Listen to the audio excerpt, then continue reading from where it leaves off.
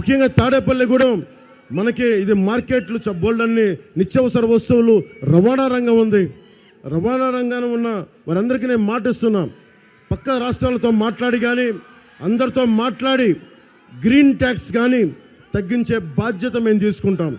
నిజంగా రవాణా రంగానికి నేను మాటిస్తున్నాం, మీరు ప్రతి రవాణా రంగం తాలూకు కష్టాలు మనకి ఎక్కువ మంది ఉన్న రవాణా కార్మికులు, రవాణా సంఘం సంబంధించిన వారు, అలాగే వ్యాపారం ఎక్కువ ఉంది, హైవేకి దగ్గరలో ఉంది.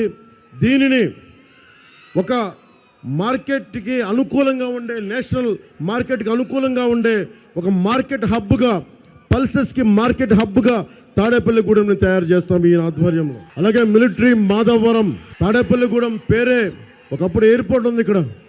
ఆ ఎయిర్పోర్ట్లో భూములు కూడా నిజంగా చాలామంది అడుగుతూ ఉన్నారు, కొంత అన్యాక్రాంతం అయిపోయినాయి, కానీ కొన్ని రెగ్యులరైజ్ చేయమంటూ ఉన్నారు. ఖచ్చితంగా